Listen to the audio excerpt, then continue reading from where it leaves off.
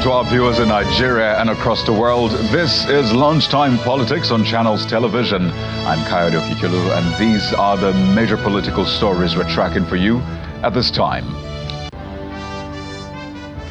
A confusion in Rivers State as the Jombo group of lawmakers give Governor Fubara go ahead with the budget expenditure. And that's in spite of the resolution by the Jombo-Led Assembly to the governor to stop spending.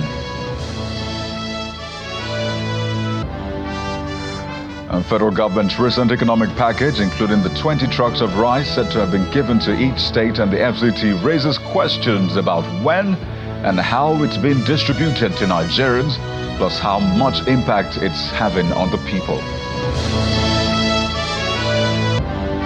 And it's different strokes for different governors in response to the LG autonomy judgment. While Governor Seyi Makinde of Oyo State says his government is studying it, we hear from some of the chairmen themselves on how this will be implemented.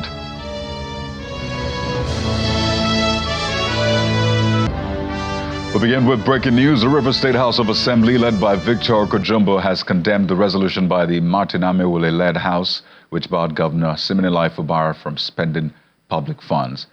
Honorable Jombo stated this in his opening remark during plenary just moments ago, and he said that the Jombo-Led group, that's the Jombo-Led Assembly, and 24 others whom he described as former members of the House, was unfounded and without validity. He added that the group has no legal capacity or moral basis to bar the governor from spending public funds.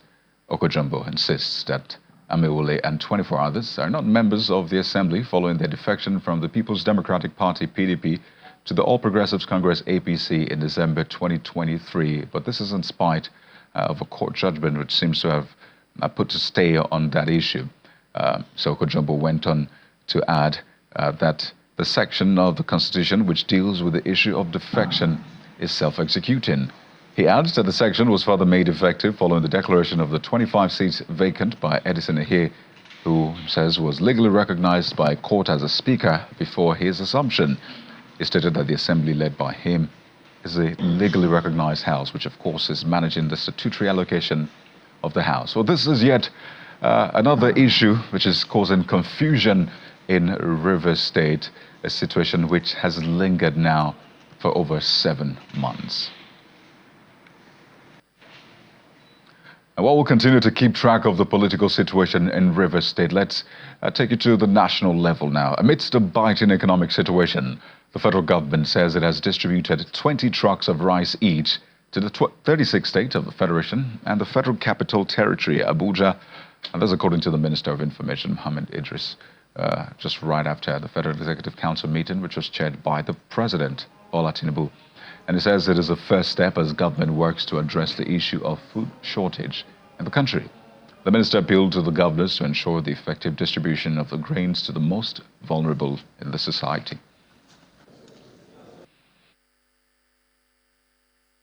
Each of the state governors has received 20 trucks of rice for onward distribution to the most vulnerable. This is a first step, and government will continue, the federal government will continue to support all the state governors, the local government, all the subnationals, so that the hardship being experienced by most Nigerians in terms of shortage of food supply is bridged. Government will continue to do whatever it takes to ensure that Nigerians have enough food to eat. Of course, you also know some of the interventions that the federal government has done in the agricultural sector, boosting our own capacity to produce food, not just for our domestic consumption, but also possibly for export. And government will continue to do that. We know that this will not solve the problem entirely, but this is a necessary first step that it has taken, and government will continue to do that. And you can see the speed with which the federal government has ensured that this is done. Now, what we want to say is the federal government also wants to appeal to the subnationals to ensure effective distribution of these food items so that those that are most vulnerable have access to this commodity. But that's not all he shared from that meeting. The Minister of Information also added that President Bola Tinubu is set to meet with organized labor leaders in continuation of their discussion on the new minimum wage. He says the Minister of Budget and National Planning has been directed to come up with a proposal for an amendment act to the 2024 Appropriation Act to be sent to the National Assembly. So the discussion was not around the figure itself. It's about the general parameters and the general principle of the wage increase itself, which the federal government fully supports. But federal government will have to do something that not only it can carry, but the subnationals and the organized private sector will also be able to. The president is deepening his consultation, and it is in that spirit that he met with the organized labor last week, and is also, as they requested, he will also meet with them on Thursday this week to finalize their thoughts, and then he will make his informed position known to Nigerians by also sending this to the National Assembly. And government has also directed the Ministry of Budget to also come up with additional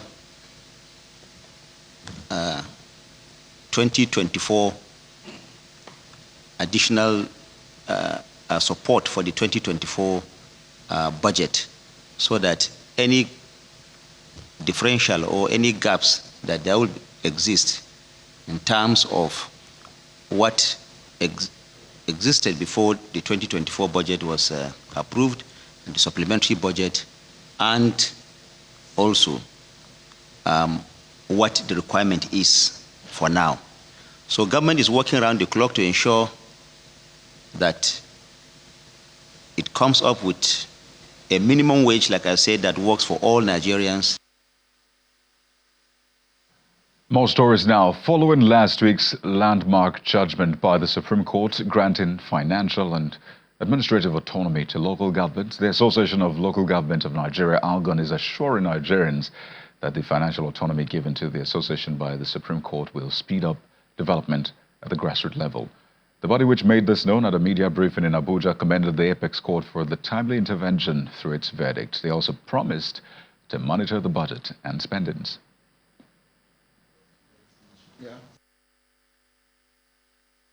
We recognize that more constitutional hurdles needs to be overcome. We urge the government to look into promptly.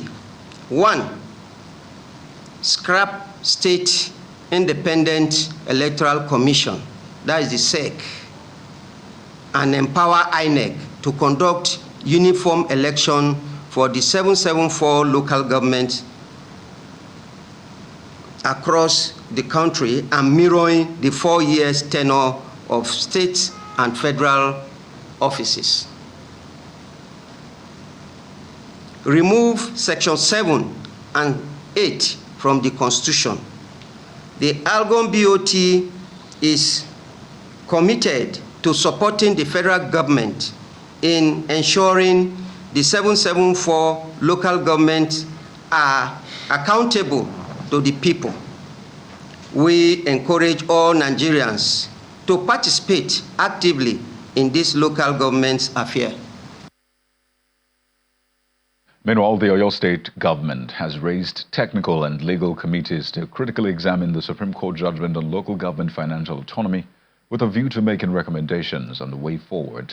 Governor Seyi Makinde, who convened an emergency consultative forum for stakeholders connected with local government administration in the state, noted that the meeting seeks to evolve with homegrown solutions to cover some of the lapses that may occur as a result of the judgment. Labor leaders, ALGON leadership, and relevant MDAs were all present at the meeting. So I would welcome the Executive Governor for your state. Leaders drawn from the NLC, TUC, NUP, ALGON, State House of Assembly, and SUBEB are here for an emergency meeting with the Governor of Oyo State, Seyi Makinde. and officials of the state government. Major stakeholders. The meeting is to discuss the July 11th judgment of the Supreme Court, which granted financial autonomy to local government councils across the country. Governor Makinde, in his opening remarks, notes that the essence of the consultative meeting is to seek ways of closing the gaps that the Supreme Court judgment could create in the lives of residents of your state. I believe a lacuna has been created between that Supreme Court decision and the Constitution of the Federal Republic of Nigeria. We all I swore to uphold the Constitution, but the law is the law.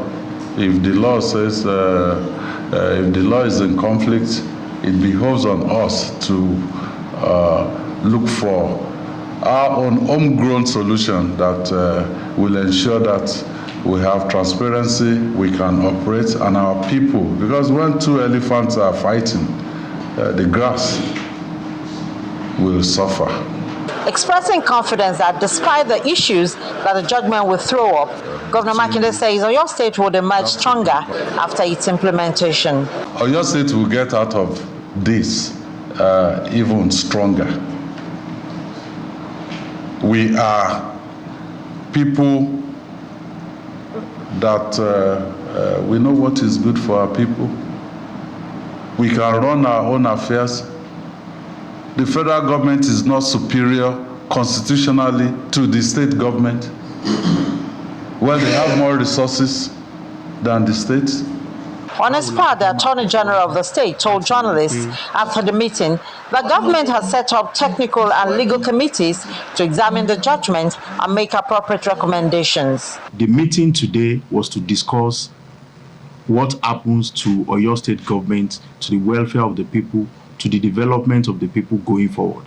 And committees have been set up, like I said. They have between 4 to 6 weeks to look into all the issues that may arise, because the judgment will not drive itself at the local levels. The judgment will not, deliver development by itself. People will still be involved. And that is what the meeting of today was all about. The terms of reference for the committees include a critical examination of the judgment and its adaptation to ensure a seamless implementation to avoid negative impact on residents of the states.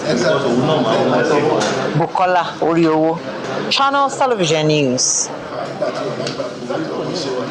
Full governance this afternoon as the Governor of Delta State, Sheriff Fubara has urged newly elected chairman and vice chairman of the 25 local governments in the just concluded elections in the state to embark on viable infrastructural project that will impact positively on the lives of the people at the grassroots. Governor Fubara also tasked them to avoid profligacy typified by wasteful spending and extravagant lifestyle, but to address the recurrent problems of insecurity, poverty, unemployment, and environmental decay in the various local government areas. Actually, Delta State has never tempered local government funds. Rather, the state government has often had to augment the allocation to the local government councils to enable them meet their financial obligation. You know, this is a huge burden. This burden has been taken away from us. So we are very happy, very, very happy, very, very happy. Aside from financial allocation, I expect you to improve on your internal generated revenue and ensure it forms a sizable chunk of your revenue. However, I must caution you that the need to boost your IGR will be carefully balanced with the needs and expectations of our people. So let's get deeper into this conversation and speak with those who are manning local government affairs in the country, at least some of them. We have joining us from Delta State, one of those who was just sworn in, although he returned unopposed, Mr. Vincent Oyibode, who's the chairman of Udu local government area, as well as Mr. Jibril Chimeta, who's the chairman, Yola North local government area, both of them join us virtually on the show. Gentlemen, you're welcome to the program, and I just say congratulations to both of you on this new appointment, and in your case, a renewed mandate. But let's get right into the mix. You come at a time where there's a lot of expectations from local governments, particularly now that you have a full backing of the Supreme Court. And I'd like to begin with you, Mr. Oyibode, because we just saw what played out in Delta State. And my first question to you is, because you're returning, you know what happened in the past, and of course you're going to witness what will happen in the coming days. So for you, how does this significantly change anything? Tell us, how involved first was the state government in your affairs before now, and what do you expect to change moving forward? Well, thank you. Good afternoon. Honorable Vincent Oyibode JP is my name, the chairman of the local government council. The governor of Delta State, as you know, Right Honorable Sheriff Oborevori, is a man known for his democracy prowess. He's a man who has served in the legislature, the longest serving speaker of the Delta State House of Assembly, a man who believes in the rule of law. In fact, he has wholeheartedly welcomed the Supreme Court judgment when it comes to the local government autonomy, financial autonomy, when we were inaugurated yesterday. He's a Democrat. Then Delta State, to be fair to you, have never been involved in touching local government fund. That is why Delta State government, under his watch as Speaker, was among the states that consented to the local government autonomy. The Delta State have been supporting it, and Delta State is good to go. Right. So let me take this to Mr. Jimeta and just get his opinion as well. Just how involved was state government in your affairs, in the affairs of local government? And do you expect that to change now with the Supreme Court judgment?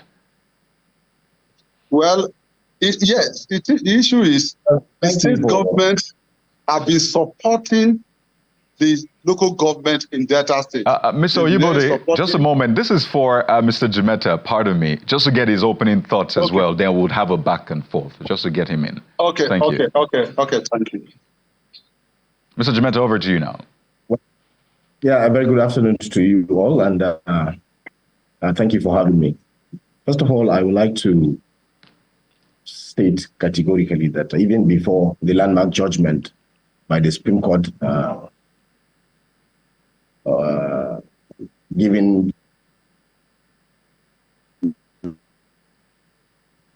local government autonomy, has been complying down to local government even during his first tenure. And he's a talk-and-do governor. While he was swearing in us yesterday, he reassured his commitment of respecting the rule of law, and in order that the lives of the grassroots will be touched positively. And you can see from even his actions, and like I said, he's a talk-and-do governor. Whatever he said, he does. And this is part of the reason why even the federal government has awarded him twice. Recently, last week, he was also awarded as the best governor in terms of infrastructural development in the state. So no doubt about it, he's committed. He's a strong, he's a politician to the core. He's a Democrat to the core, starting from councillorship. He started as a councillor, later a member of House of Assembly, that rose to become the Speaker, the acting governor, and now the two-time governor. And this has happened because of his understanding of to respect to the rule of law. So he has made his further commitment, even yesterday, that he will continue to respect the rule of law, so that together we can change our state for the better. Right. So, gentlemen, I get a sense, first, on the one hand, you're saying the state governors, or at least your state government, and that's speaking Delta and Adamawa, were not involved in the affairs of local government before now. But then you also sound like, oh, the local government is also sort of an appendage of a state government.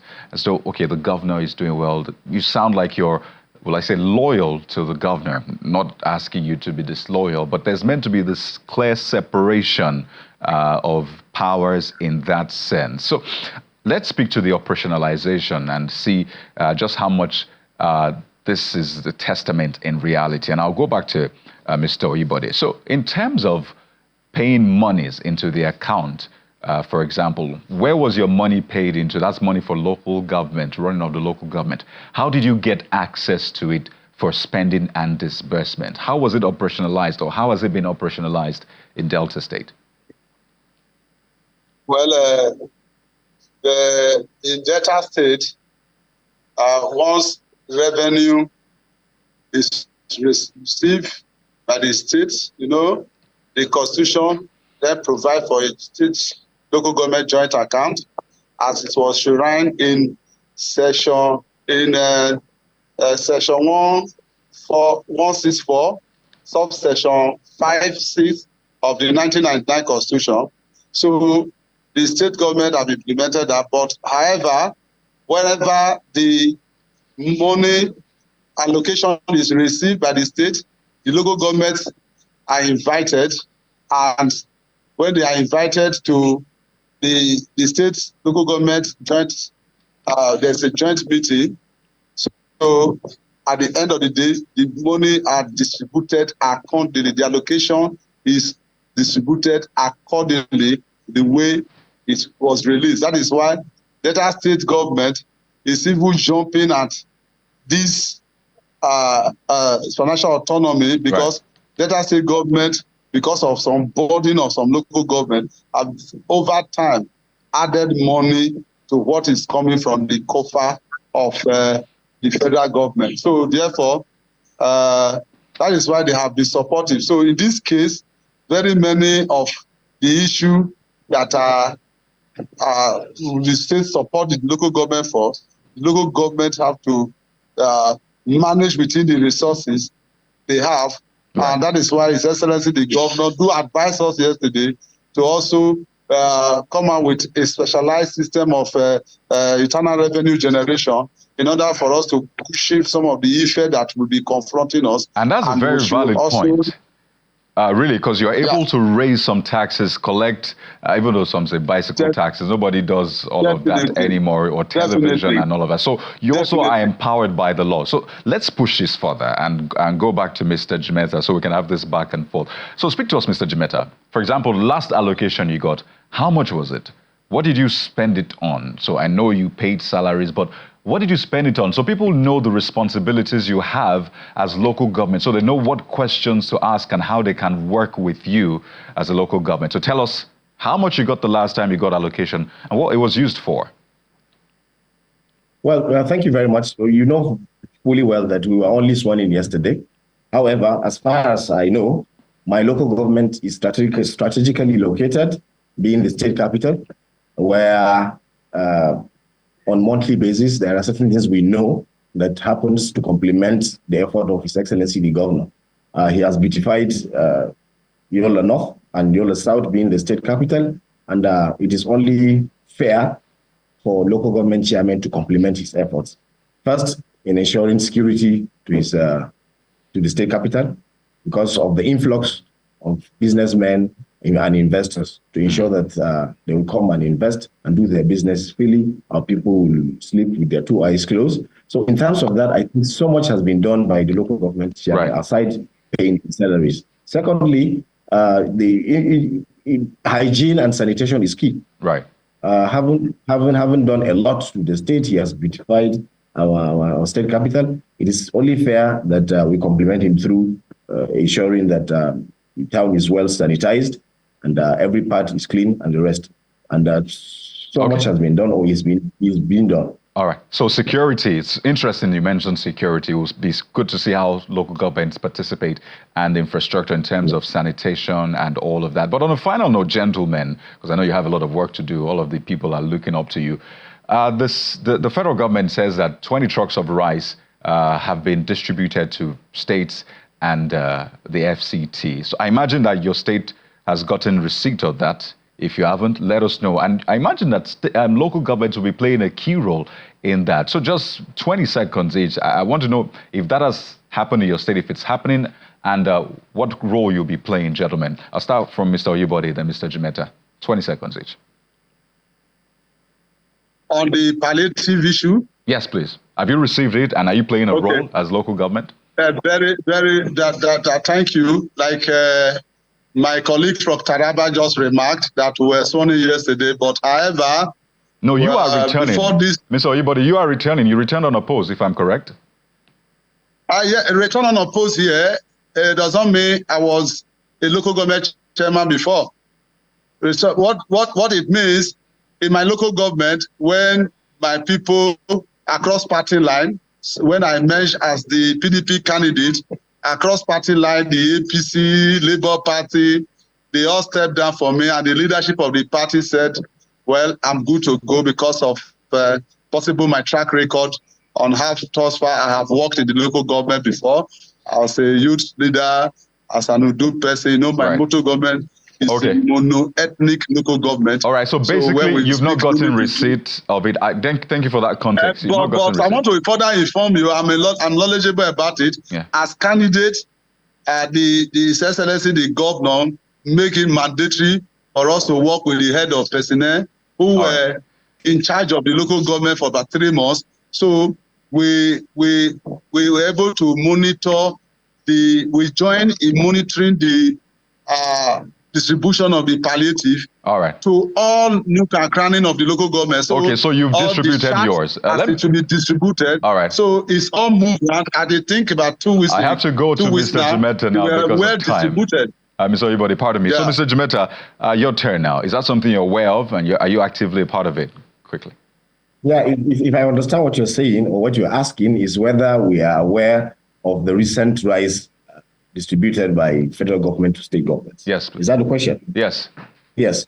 I cannot sit here and tell you categorically that I am knowledgeable about this, but be rest assured that if the state government is in receipt of that, and what we know, it must surely get to all the nooks and crannies, particularly local governments areas.